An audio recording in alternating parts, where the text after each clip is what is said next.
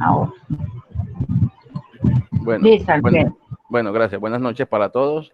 Me correspondió exponer lo que es la Cámara de Comercio sobre inscripción de Cámara de Comercio y registro de libros de Cámara de Comercio. Sí, entonces vamos a empezar mirando las diapositivas. Primeramente, pues, les doy la introducción. Pues, dentro del presente trabajo se desarrolla de forma breve la figura de la Cámara de Comercio en Colombia, pretendiendo explicar dudas al respecto del papel que desempeñan y de qué forma contribuyen a la sociedad, ya que en la mayoría de los casos consideran que el papel de las cámaras de comercio se limitan solo al registro de libros y sociedades. ¿Sí? Como podemos ver en esta introducción, que la Cámara de Comercio en Colombia es pretendida, digamos, por todas las empresas, ¿sí? Para formar las cuestiones digamos, para ser reconocidas como sí, empresas. exactamente, más que todo para ser conocida. El objetivo es el presente trabajo, tiene como objetivo dar a conocer el papel que desempeña la Cámara de Comercio dentro de nuestra sociedad, haciendo un breve recuento de su historia, pues, y dar claridad en cuanto a sus funciones y su participación dentro de la ciudad. Como podemos ver, ¿cuál es el concepto de la Cámara de Comercio? Las cámaras de comercio son instituciones de orden legal, no personería jurídica, creadas por el gobierno, con personería jurídica, perdón, creadas por el gobierno nacional de oficio o a petición de los comerciantes del territorio donde hayan operado. Quiero leerles el artículo 78 de Cámara de Comercio, que está en la siguiente diapositiva, de la Constitución Política de Colombia. En cuanto al artículo 78, la ley regula el control de calidad de bienes y servicios ofrecidos y prestados a la comunidad, así como la información que debe suministrarse al público en comercialización. Serán responsables, de acuerdo con la ley, quienes en producción y en la comercialización de bienes y servicios atenten contra la salud, la seguridad y el adecuado aprovisionamiento a consumidores y usuarios. El Estado garantizará la participación de las organizaciones de consumidores y usuarios en el estudio de las disposiciones que le conciernen. Para gozar de este derecho, las organizaciones deben ser representativas y observar procedimientos democráticos internos. En cuanto a todo lo que se basa en la ley, muchas empresas cuando tienen la oportunidad de irse a inscribir en la Cámara de Comercio, ahí donde están mirando lo que es referente al RUC, sí. ¿sí? Para mirar en qué consisten las labores que van a realizar en dicha entidad. Sí, sí señor. Ahí, como podemos ver, una gráfica de la Cámara de Comercio que distribuye las instituciones que agrupa a comerciantes. ¿Cuáles son? Los importadores, los exportadores, los mayoristas, los minoristas, industrias y otros. También otra de lo que hace, lo que realiza la Cámara de Comercio es proteger intereses y mejorar su actividad comercial. Mutua cooperación, promover su prosperidad. Salud, Diana. Gracias. La misión de la Cámara de Comercio es promover la libre empresa, representar los legítimos intereses de sus asociados, facilitar la vinculación de oportunidades de negocios a sus asociados, brindar asistencia y servicios empresariales especializados, impulsar la competitividad en una economía en creciente globalización. Y la visión es la excelencia de sus servicios y su permanente impulso a la competitividad de las empresas y del país.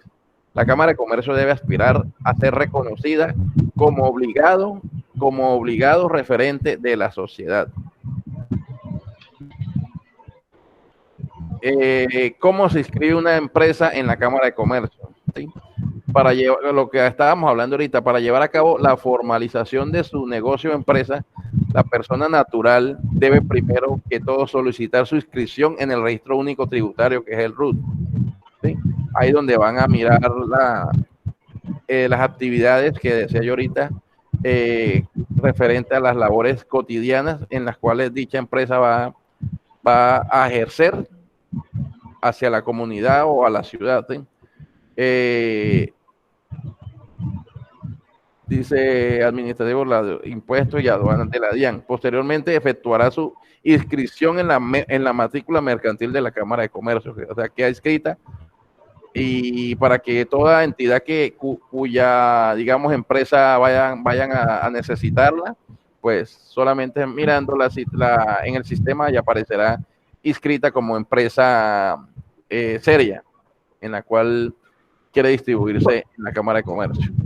Formalizada. Exactamente, que esté formalizada. Libros que se registran en las cámaras de comercio. Los libros de actas de asamblea y de junta de negocios. ¿Qué son actas de asambleas? Las actas de asamblea general de accionistas son documentos obligatorios para dejar constancia de los asuntos sobre lo que se delibera en la reunión. O sea, cuando ellos tienen sus reuniones, ellos generan digamos, una elaboración de firmas obligatorias a la aprobación que cada uno de ellos necesita a ciertos requisitos establecidos en la ley, sin los cuales sus efectos adolecerían ¿sí?, de efectividad. Las juntas, como podemos ver, juntas de socios. ¿Qué son las juntas de socios? Habitualmente la Junta General de Socios se refiere a la sociedad limitada o a las sociedades anónimas, aunque puedan existir en cualquier tipo de sociedad. Puede ser sociedad civil, sociedad comunitaria. La reunión del capital social se establece para la toma de una de sus decisiones. Eso. El libro de registro de socios para sociedad de responsabilidad limitada y asimilada, ¿sí? Entonces, esos son los registros digamos, de varios accionistas. Es el estudio de las normas antes descritas. Se desprende que es la obligación de sociedades por acciones de llevar un libro de registro de accionistas, ¿sí? Entonces, debidamente ellos inscriben el registro mercantil para poder anotar el nombre de la nacionalidad en la cual van a laborar en dicha empresa. La otra diapositiva, Diana. Fin. Fin. Bueno, referente a los libros de los socios que estaba ahí, digamos, que estoy explicando, el libro de registro de socios es aquella que toda sociedad es aquel que a toda sociedad de responsabilidad tiene obligación de poseer y custodiar, con el objeto de ¿qué? De anotar en el mismo quiénes son los socios fundadores de la sociedad y las transmisiones posteriores de participación de socios. De pronto les daría un ejemplo. Cuando de pronto en el registro de socios van, digamos, sociedades y responsabilidad limitada, como son las sociedades limitadas laborales, que son por siglas SLL, como podrían ser deberían ser también sociedades de responsabilidades limitadas, que viene siendo la SL, o como cuando abren una empresa y la llaman SOS limitada, ¿sí?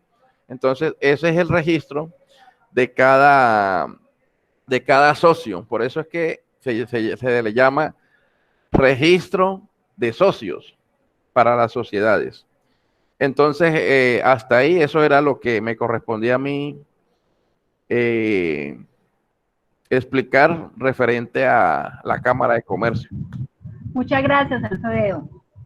Muy bien.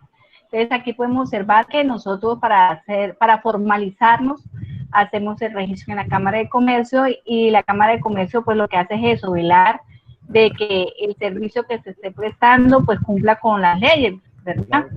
Y que tenemos que registrar los libros, importantísimo lo que decía a Alfredo, que son los libros de actas, de accionistas, porque ahí es donde se toman todas las decisiones en una empresa. Entonces no se pueden votar, se deben registrar y se deben anotar. Muchas gracias, Alfredo. De nada, Dianita. Gracias a usted.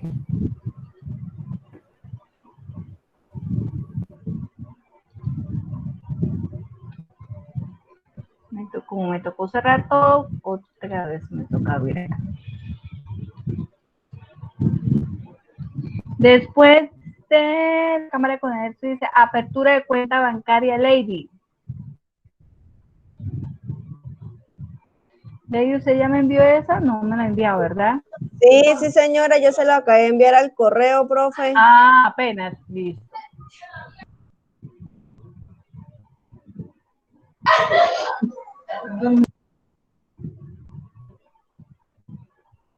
Ya lo hago. Cuenta bancaria, factura. Profesora, ¿no es necesario enviárselo o uno puede poner desde su computadora, desde el computador de uno? No desde su computador, sino que ellos no Ah. cuentan con él. Ah, perfecto, gracias. Con el recurso.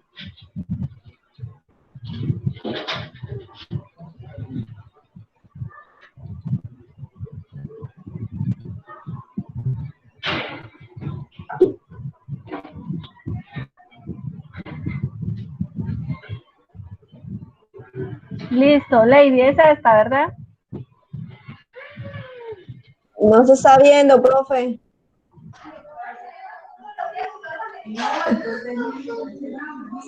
¿A la casa, Manuel?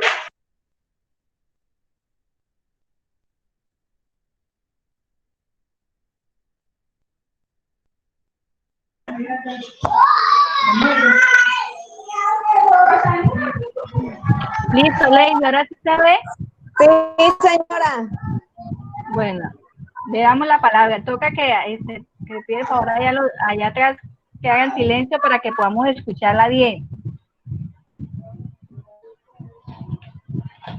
¿Listo, profe? ¿Me escucha bien? Un poco mejor. Bueno, buenas noches. Me correspondió la apertura de cuenta bancaria. Bueno, ¿qué es una cuenta bancaria? Es un producto financiero que nos permite a los titulares administrar dinero mediante las diferentes opciones que disponga la entidad bancaria. ¿Qué nos permite hacer una cuenta bancaria? En estos casos, retiro en los cajeros automáticos, pagos de tarjetas de créditos y demás.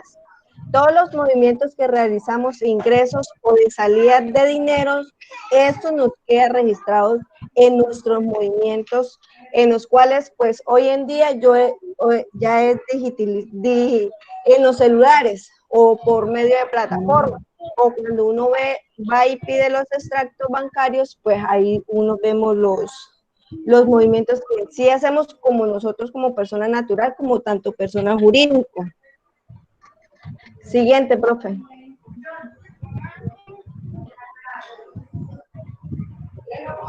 Bueno, pues hay varios tipos de cuentas bancarias, pero en sí me enfoqué en estas cuatro, pues creo que son las adecuadas para el tema que hemos visto, que sería la cuenta corriente, la cuenta de nómina, la cuenta de ahorros y la cuenta de remunerada. La cuenta corriente son para aquellas personas, todas personas jurídicas, de empresa.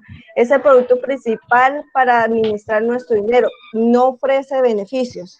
La cuenta de nómina es aquella que nos brinda beneficios de acuerdo al convenio que tenga la empresa junto con los bancos.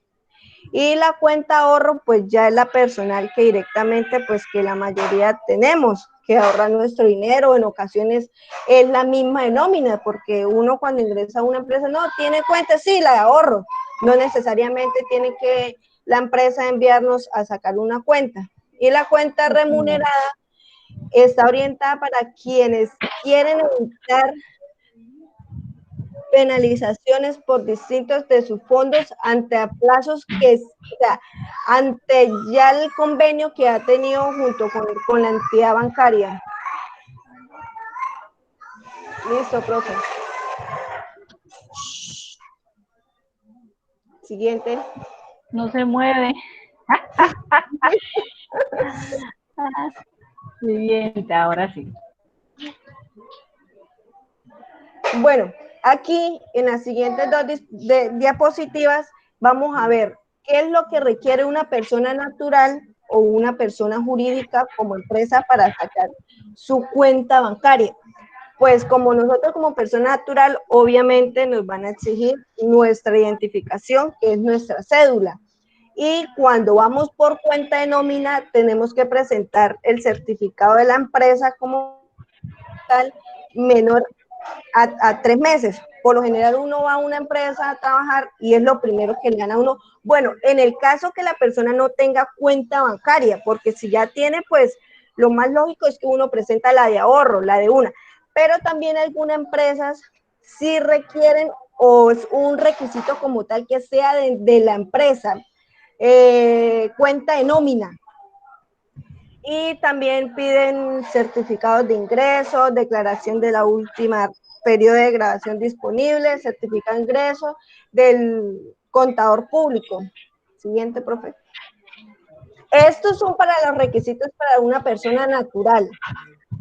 Para la persona jurídica, ya como empresa como tal, para tener los movimientos, ahí piden el documento de cédula, pero del representante legal, el RUT, el NIT, y en muchas ocasiones cuando es asociación, ellos exigen una carta de los asociados. Un ejemplo, somos 3 asociados. ¿Quién de esos 3 es el autorizado para manejar esa cuenta? Porque no necesariamente tiene que ser el representante legal. Puede ser de los 3, puede ser cualquiera que puede manejar tanto para ir a hacer grandes retiros, para manejar el cheque, porque en ocasiones en varias empresas manejan cheques. Pues hoy en día pues no es muy común, Sí, señora. pero sí se han manejado. Entonces, Sí, esa es la carta que tiene que ir firmada por los 3 socios cuando el representante legal no es el que va a manejar los movimientos bancarios, se podría decir. sí, señora. Bueno, y ahí pues yo encontré más o menos como la tirilla de los movimientos bancarios, que en sí que más o Ay, qué menos bien. en la fecha, los movimientos, los descuentos como tal, porque obvio que cada banco tiene una tasa diferente, tanto para la corriente, el ahorro, así. Sí, señora. Así como manejan el manejo de tarjeta, así también se maneja al hacer una transacción. Son diferentes los precios, no hay un stand que todos los bancos los manejen. ¿Listo, profe? Gracias, Lady, muy bien. Excelente, muy completo. Sí, aquí Lady pues nos presentó lo que nosotros hemos visto, lo importante que es la cuenta corriente, la cuenta de ahorros. Hoy en día todas las transacciones las hacemos es con tarjetas, ¿verdad? Ahora es no trabajamos con el efectivo. Ahora todas son transacciones con tarjetas y como mencionaba Lady, ya casi ni el cheque existe. Muy pocas empresas están manejando los cheques. Y esto pues genera unos costos por comisiones, costos por IVA, por el GMF. Y esto pues es más fácil de manejar, pero genera unos costos que hay que revisar. Muchas gracias, Lady.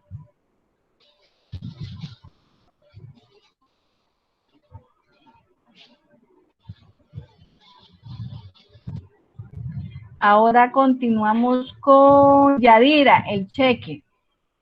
Yadira sí me envió el cheque, sí, aquí lo tengo. Sí, señora.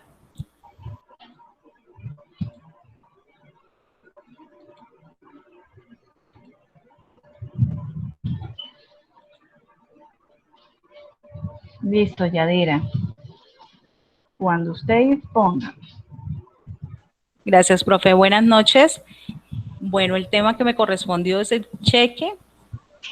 El cheque es un título o valor por medio del cual una persona llamado girador le ordena a un banco para que pague una determinada suma de dinero. Esa suma de dinero se le entrega a un beneficiario por una compra, por un servicio o, sí, los servicios sobre todo. Entonces, eso es el cheque. Es un título valor.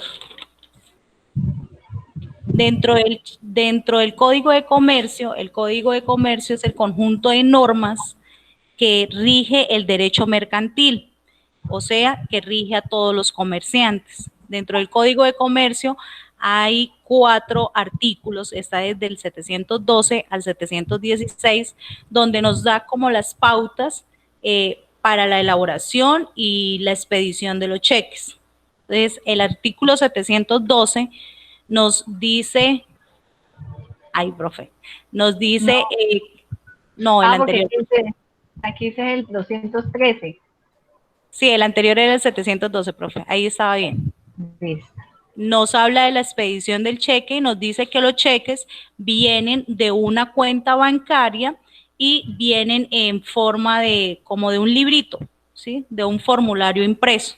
Entonces los entregan por medio de unas chequeras y estas chequeras tienen un costo para la empresa o para la persona natural que necesite la chequera como tal. Ahora sí, siguiente, profe.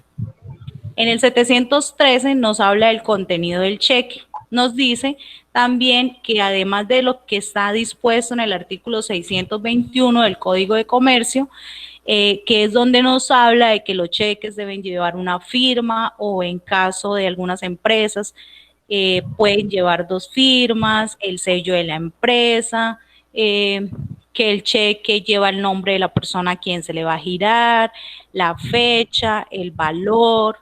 El valor va tanto en letra como en número y las firmas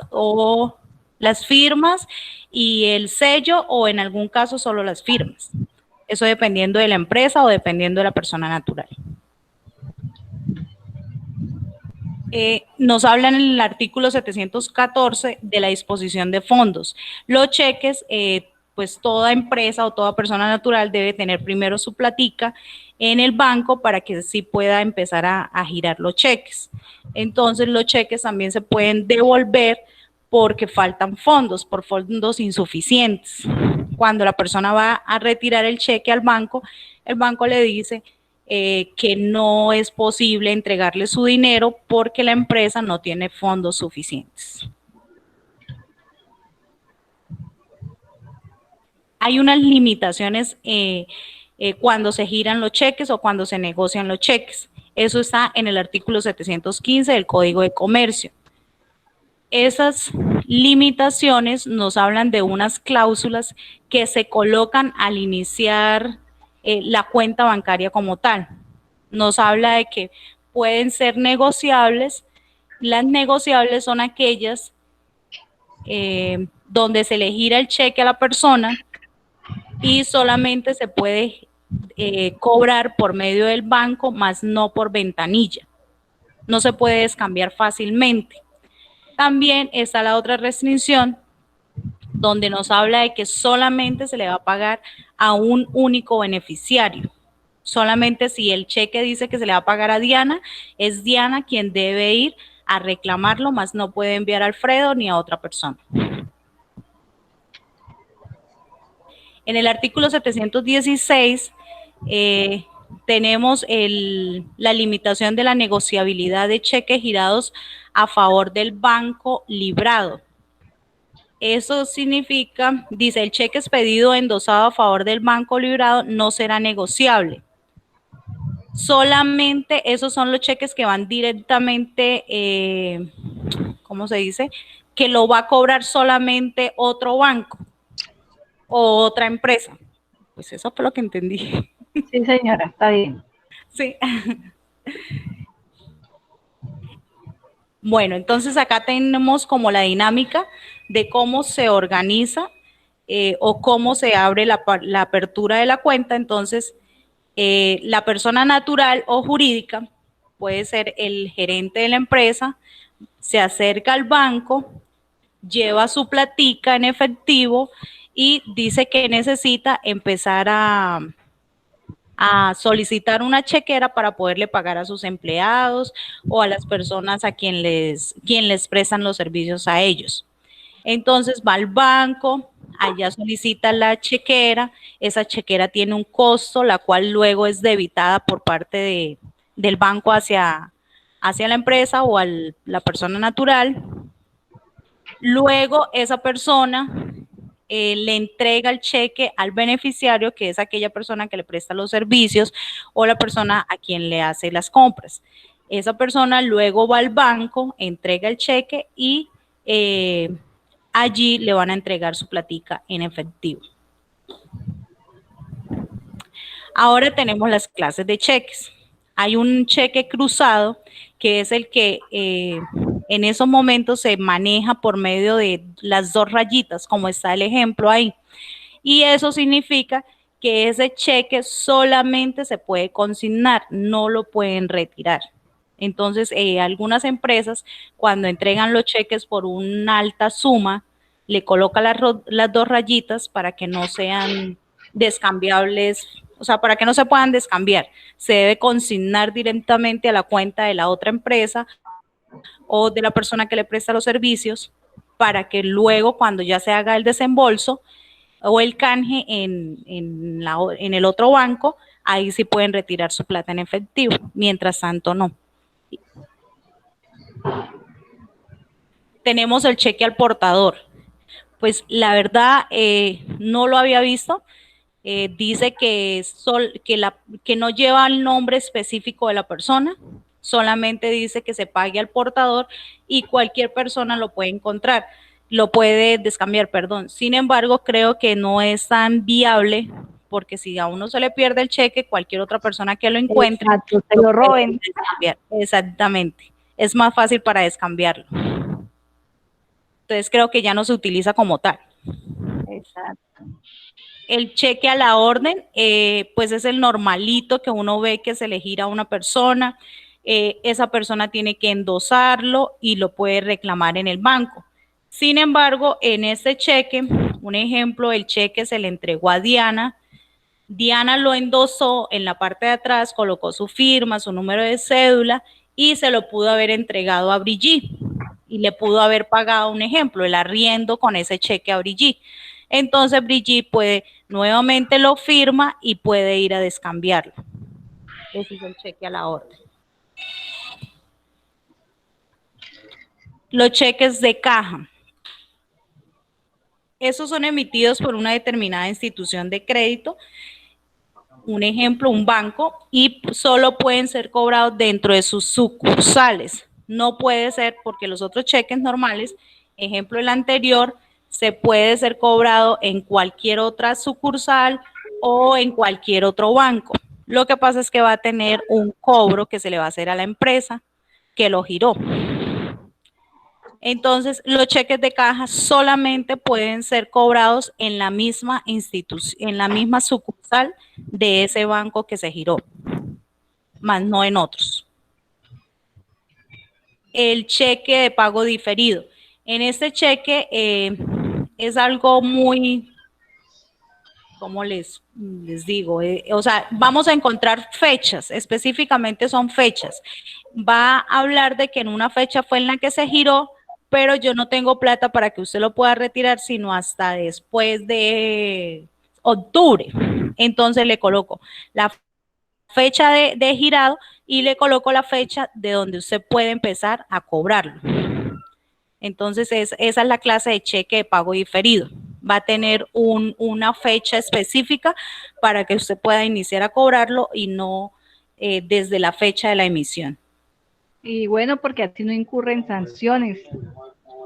Ah, sí, porque puede ser de que no hay plata, entonces la persona va y retira y ya ahí, porque a veces cuando no hay dinero en la cuenta, el banco les coloca un sello y creo que ya ese cheque queda en algunos casos o después de varias ocasiones de que se ha ido a cobrar y no hay dinero, entonces le colocan varios cheques y ya quedan devueltos, ¿sí? Los devuelven y ya no queda sirviendo para nada. Y como tal, ese cheque tiene su costo. El cheque de viajero, me decía que el cheque de viajero ya no es tan usual, o sea, es muy esporádico que se vea eso, incluso aquí en Colombia no es que es muy raro para verlo. Estos cheques son expedidos específicamente a las agencias de viaje y se pueden retirar en otros países, que si uno se va, a un ejemplo, para Cancún, entonces se lleva el cheque y allá puede ir a retirarlo. Eso era. Gracias. Le cuento que muy completo, Yaira. Excelente. Gracias, profe, muy amable. Muy completo todo, sí, ¿no? Creo que ahí nos dio a conocer todo. Aquí lo que hay que tener en cuenta es las sanciones. ¿Por qué? Porque si no hay fondos, ahí nos hacen un cobro, creo que es el 20% o el 30%, y eso es demandable. Entonces, hay mucha gente que reparte cheque y resulta que no tiene plata.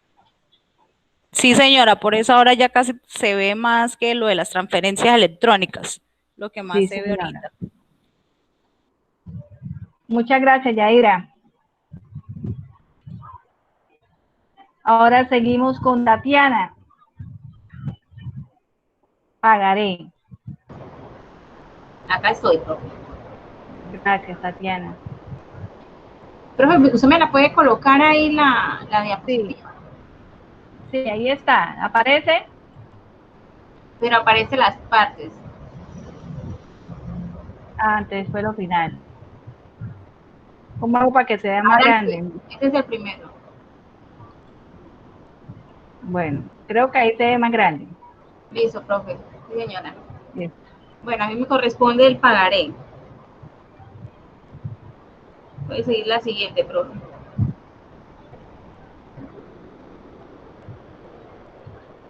Eso. Listo. Dice, ¿qué es el pagaré? El pagaré es un título de crédito en el que el emisor se compromete a pagar una suma económica a un beneficiario antes de una fecha determinada. Este documento privado puede ser utilizado como instrumento público y se denomina título de crédito, porque el tenedor podrá exigir el cumplimiento del pago del mismo dentro de los términos acordados. Entonces ya sabemos que es un título valor, se puede negociar. Sí. Dice, ¿quiénes intervienen? En la realización del pagaré intervienen dos sujetos, emisor y beneficiario. Emisor es el sujeto que se compromete a pagar un determinado importe. Y el beneficiario es el sujeto a cuya orden hay que pagar el importe acordado en el pagaré. O sea, el beneficiario puede ser el banco o la persona que nos presta y el emisor seríamos nosotros quienes obtenemos el crédito o a una persona pues cuando uno le saca dinero a veces prestado, ¿no? Sí, señora. Partes del pagaré. Entonces dice denominación de pagaré. Debe aparecer expresamente para dar carácter ejecutivo al documento. O sea, debe aparecer la palabra pagaré para que sea legal. Si no, no será legal. Debe tener fecha de vencimiento. Es el día a partir del cual puede proceder al cobro del pagaré. Razón social es la persona física o jurídica que inicialmente deberá cobrar el pagaré. Importe es la cifra económica del efecto comercial. Se explicitará en dos lugares del documento, tanto en letras como en números. Lugar y fecha de emisión. Es necesario consignar el momento en que se ha emitido el pagaré, así como el lugar. O sea, debería ir la fecha, digamos, si es el día de hoy, 9 de septiembre del 2020 en Barrancabermeja. Firma y antefirma del emisor del pagaré. Dará validez a la orden del pago. Y esto es un ejemplo de cómo rellenar un pagaré, ¿sí? Entonces ahí viene la fecha de vencimiento, Viene razón social a la que se debe realizar el pago, ¿sí? Dice el importe en letras, o sea, el valor en letras, y importe en números, ¿no? Lugar y fecha de emisión, que es muy importante. Dice código cuenta cliente y código IBAN de la cuenta librada, de donde va a salir el dinero. Dice identificación de la barra de troncabilidad y la antefirma. Ahí debe ir las dos firmas, ¿no, profe? Tanto del beneficiario como de quien está prestando, Prestando. ¿cierto? El emisor Sí, y el beneficiario. Sí, señora. Pues, profe, eso fue lo que yo encontré sobre el pagaré. Creo que era un tema como muy cortico, ¿cierto? Sí, sí, señora. Eso es un documento negociable. ¿Cómo así? Lo mismo que la letra. Si no me lo, yo lo puedo transferir a otra persona. Lo puedo vender. Sí. El pagaré es muy importante porque permite que se haga una transacción económica. Cuando nosotros hacemos un crédito bancario, nos hacen firmar un Sí, pagaré. pagaré. Cuando hacemos también a veces el arrendamiento de un local, también nos hacen También. firmar pagaré. Sí. Entonces es un respaldo porque yo, si no me pagan, yo pues le pongo abogado Exactamente, ¿cómo puedo cobrar? y lo Profe, puedo recuperar. se podría decir que el pagaré es como una promesa de pago, ¿no? Sí, es una promesa de pago, es una obligación, ya usted ya está comprometido y debe cumplir. ¿Sí? Muchas gracias, Tatiana. Profe, sí, señora.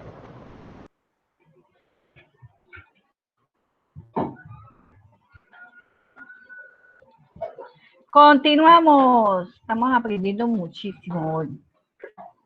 Letra de cambio con Charit.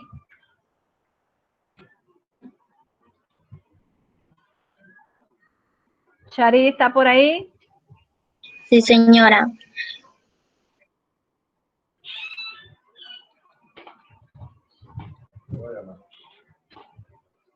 Listo. Empieza, Charit. Instructora, creo que es la otra Charita. Me confundí. Ah, la suya es con Z y esta es con C. Charita, ¿por ahí? Profe, ya está en otra casa del SENA. Entonces, sigamos con otra mientras tanto, que ya termina ya. Sigue Sheila, la factura de venta. Bueno, profe, voy a transmitir la pantalla. Sí, señora, tranquila. Mire, pero aquí me sale todo negro.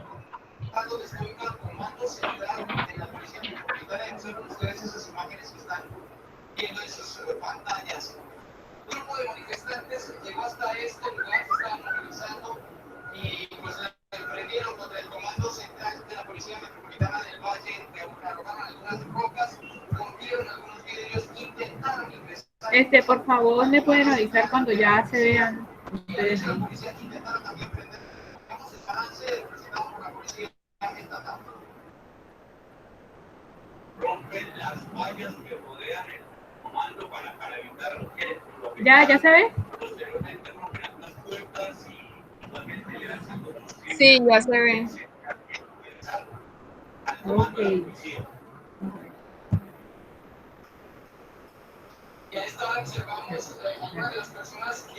Buenas noches. Como ven en la diapositiva, mi nombre es Alejandra Romero Rincón y el día de hoy les voy a hablar sobre la factura de venta. ¿Qué es una factura de venta? La factura de venta es un documento revelador que convierte al comprador en una adquisición de bienes o servicios, según sea el caso. De acuerdo a la legislación vigente, todo vendedor o prestador de servicios está obligado a emitir una factura original y dos copias. Asimismo, en el Código de Comercio contempla que este instrumento fiscal se constituye como un título que el vendedor podrá entregar al comprador a fines de certificar una operación de consumo o, en otras palabras, una compra o contratación. El gobierno utiliza la factura de venta como medio de control para eludir las evasiones tributarias mediante el cobro de impuestos o a través de la fijación de ciertas condiciones relacionadas a la procedencia de los costos, deducciones o impuestos descontables. ¿Estás obligado a facturar? Bueno, toda persona que sea empresario o autónomo están obligados a hacer facturas por la venta de bienes o servicios. También están obligados en casos de anticipo, salvo cuando se trate de ventas intracomunitarias de bienes y servicios.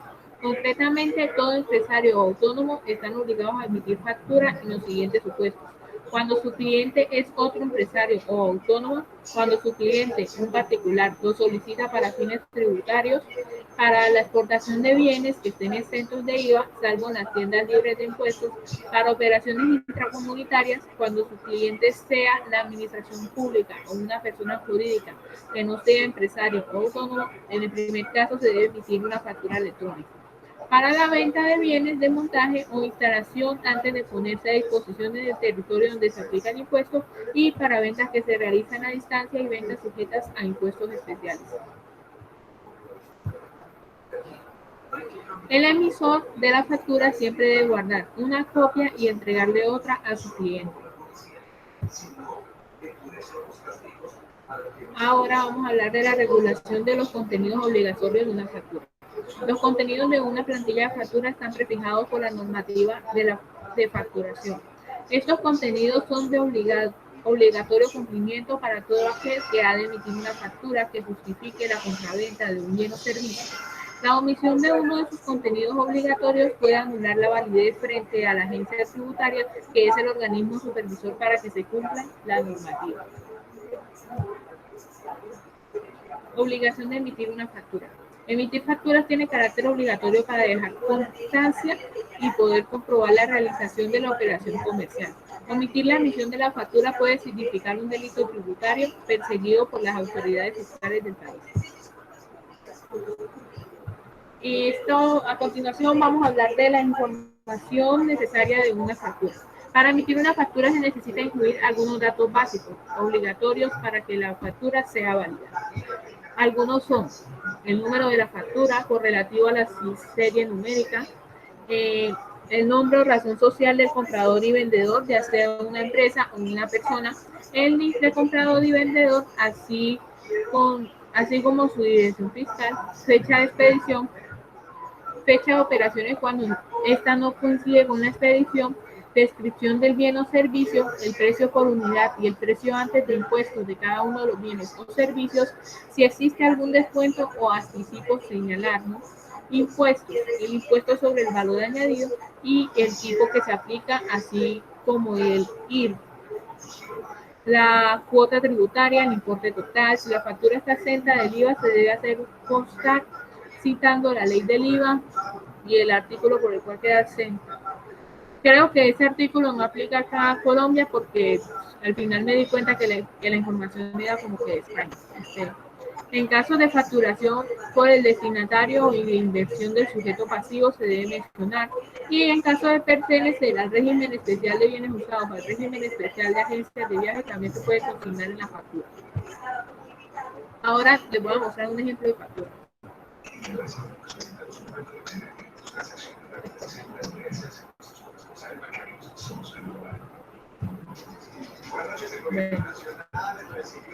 El ejemplo de la factura que les voy a mostrar es acerca de una tarea que me mandaron el otro día. Entonces, esta es una factura.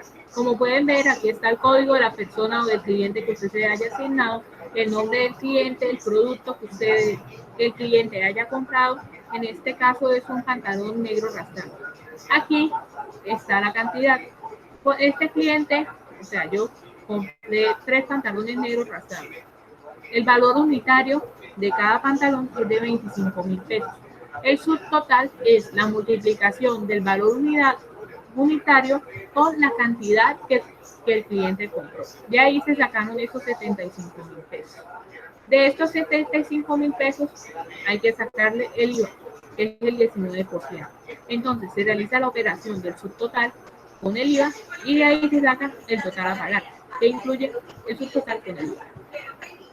Y pues al final está la suma de todos estos clientes, la suma de todos los totales y la cantidad de 10.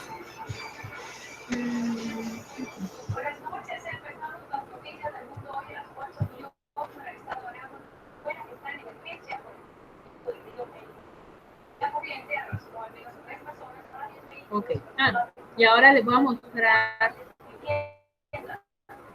Okay. Ahora les voy a mostrar un corto video para aclarar un poco más el tema de esta factura. En este caso lo mostraré en YouTube para que puedan ver bien el video. En ella se aprecia como al menos 3 personas fueron arrestadas por el cauce del río. En esas precipitaciones estaban la tarde de este miércoles. Sheila debe compartir también audio, creo. Ay, es que tengo los audífonos, profe. O no sé qué me dijo. Ya lo pongo.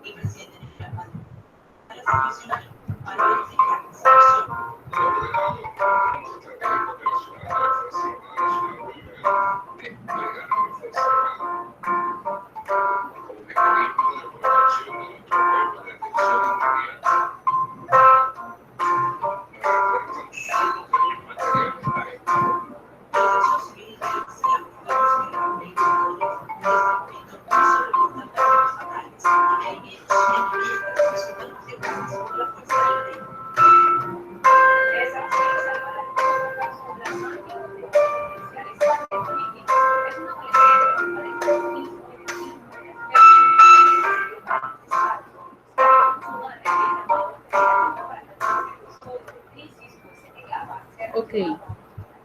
Y ya. Gracias y pues gracias pues por haberme prestado atención y que les haya gustado la presentación. Sí, gracias a usted, Sheila. Muy completo también. Entonces, lo que nosotros hemos observado es la importancia que es la factura, ¿verdad? Porque debe tener unos requisitos importantes para que sean reconocidos, para que ese IVA que nos cobren a nosotros, pues, como se dice vulgarmente, no se lo roben. Entonces, cada vez que nosotros compremos en alguna parte, exijamos la factura, porque si ellos están obligados y no nos la entregan, y si nos cobran el IVA, ellos se quedan con ese IVA. Entonces, por eso hay que siempre exigir la factura. Y ahora con la factura electrónica más. ¿Por qué? Porque nos van a pedir los datos de nosotros. Y ahora, claro está que ahora la factura electrónica nos la pueden entregar en físico o nos puede llegar al correo electrónico. Muchas gracias, Sheila. Profe, disculpa, la factura electrónica más que todo es como para llevar el control más por parte de la DIAN, ¿cierto? Sí, con eso va a tener mucho más control de las personas, sobre todo las personas naturales, porque hay mucha gente que elude y compra en efectivo y compra, entonces no queda registrada en la exógena. Con esto, por obligación, queda registrado. Listo, Sheila, gracias. Ahora nos vamos con Jamie Lorena Cala. ¿Está Jamie?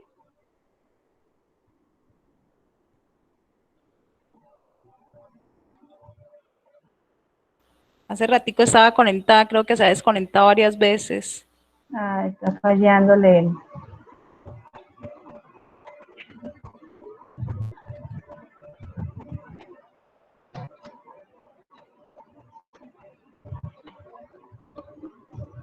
Bueno, aquí tengo varios. Si quieres, saquemos de una vez los que están acá.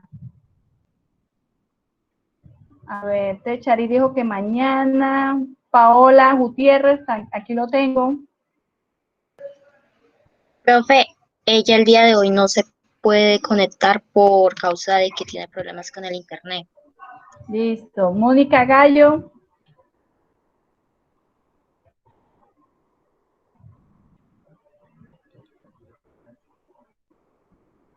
¿Dónde está Mónica? Que no la veo.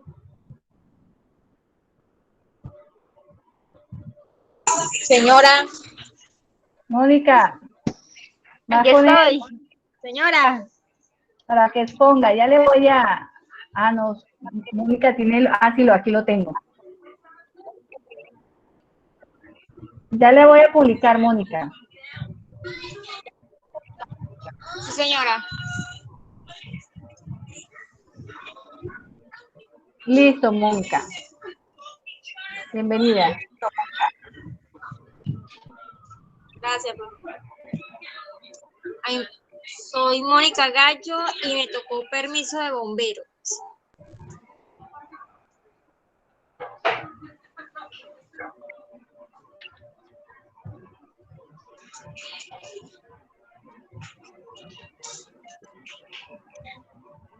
¿Qué es permiso de bombero? Es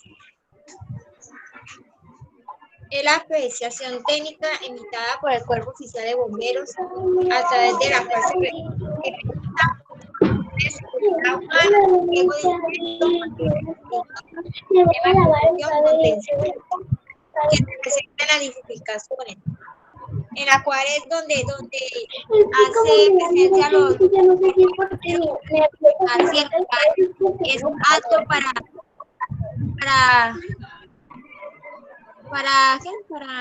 Ni se me olvidó. Si es alto para poder manejar o estar una empresa constante con buenas instalaciones, cualquier intermedio de una emergencia, pues.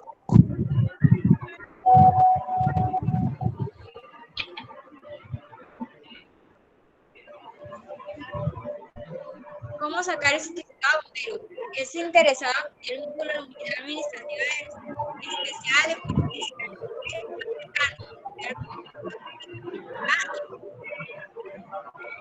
aquí en Barranca. Mónica, no le escuchamos. ¿Podría acercarse un poco más al micrófono, por favor?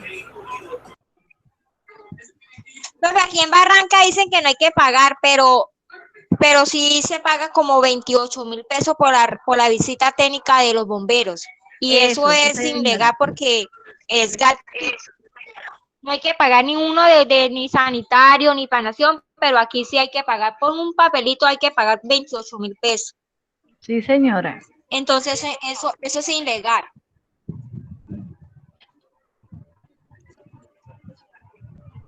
Pues ese tema es cortico porque yo investigué y yo hice vuelta de eso para solicitar y eso es un requisito poquito y son 15 días que demoran para una visita, tiene una vigencia de 1 año y tuve inconveniente porque yo dije que eso no había que pagar y me tocó pagar.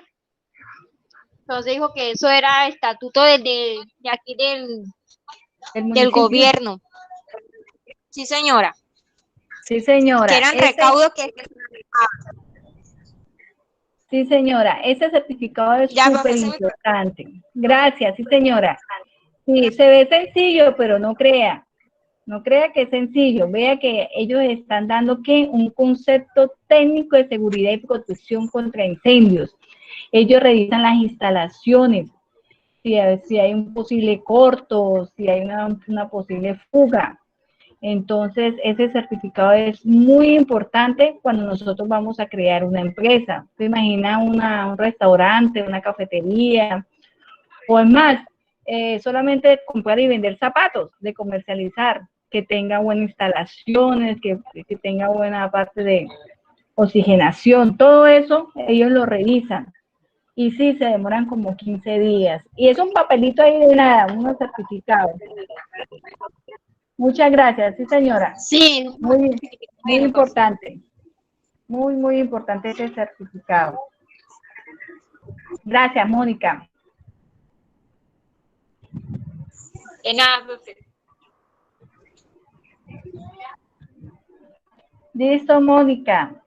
Ahora nos vamos con Natalia Roles. ¿Está Natalia? No veo a Natalia.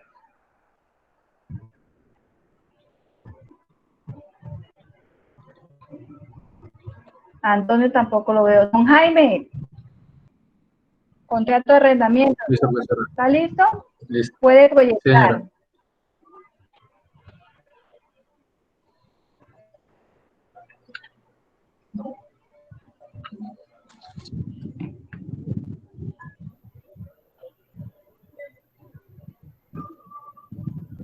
¿Ya pueden ver las diapositivas?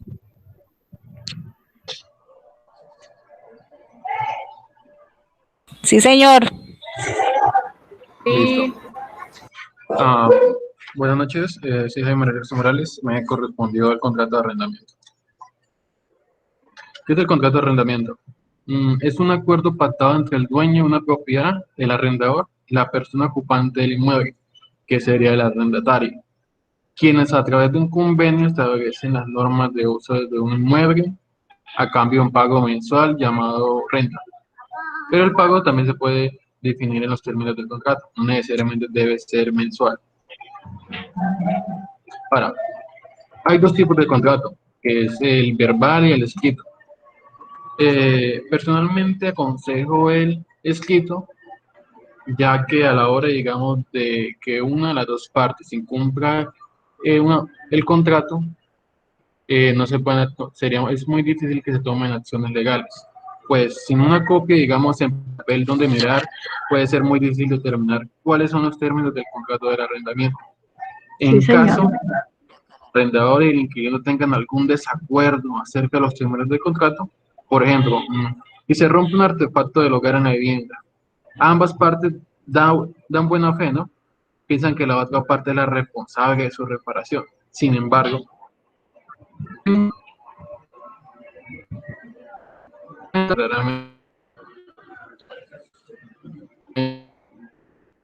No lo escucho, don Se te Jaime. oye entrecortado.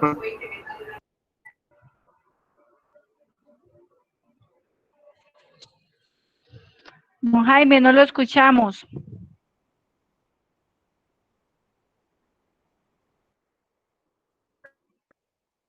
Don Jaime, ¿nos escucha?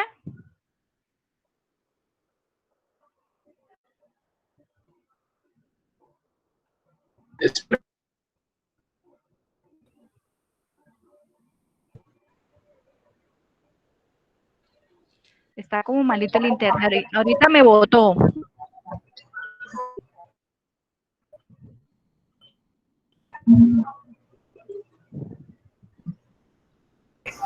Se le oye el eco de la llamada de la profe. ¿Me pueden escuchar? Ahora sí, don Jaime, vuelve otra vez a proyectar. Listo.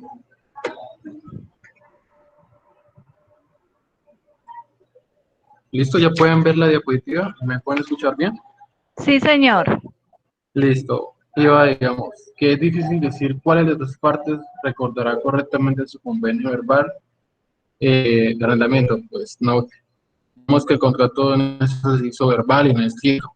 Pues obviamente, si uno va a reclamar a la otra, pues digamos que la otra haya acordado entender mal lo que se pactó. Ahora, otras situaciones pueden surgir cuando una parte no actúa de buena fe y trata de manipular o cambiar el contrato como le convenga, dado que no existe un registro escrito del mismo. Por ejemplo, un inquilino que acordó un arrendamiento de 12 meses con un arrendador y en el quinto mes decidió cambiarse a otra ciudad.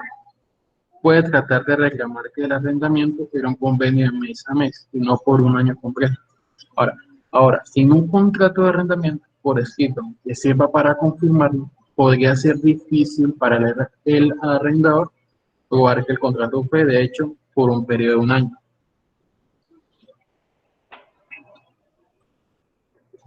Ahora, cosas que se pueden arrendar. Se pueden arrendar inmuebles como casas, apartamentos, oficinas, bodegas, terrenos, maquinaria, herramientas, vehículos, en fin, cualquier cosa que la ley no haya prohibido. Por ejemplo, algo que no se puede arrendar es una persona, ya que eso va en contra de los derechos humanos. Obviamente uno no va a decir, bueno, yo le arrendo a mi hijo o le arrendo a mi primo, eso no es posible. Ahora, duración del contrato de arrendamiento. las partes acordaron, o sea, que ambas partes acuerden libremente el tiempo de duración del contrato, que inicialmente puede ser por un año de renovación anual, todo depende del pacto en el cual se haya legado. Hay contratos en los cuales se establece un tiempo indeterminado. Aquí entran las prórrogas porque pueden variar, pero también pueden adecuarse a una renovación por año. En cualquiera de los casos, ambas partes pueden dar por terminado el convenio, siempre y cuando se notifiquen con anterioridad, ¿no? No que de pronto una de las dos partes haya cambiado una parte del contrato o algo sin contarle a la otra. Eso es ilegal y tampoco es correcto. El precio del arrendamiento o canon, o sea, cuánto se va a acordar, pagar o viceversa. Por ejemplo, en el contrato de arrendamiento se debe fijar el precio y el periodo de pago, que se puede ser diario, semanal, quincenal, mensual o incluso anual, según el tipo de bien arrendado y los intereses y necesidades del arrendador y arrendatario. Ahora, el precio del arrendamiento no está regulado o limitado por ley. No digamos que exista, no, el arrendamiento debe ser tanto porque así lo establece la ley, no. Ahora, excepto en el caso del arrendamiento de vivienda urbana.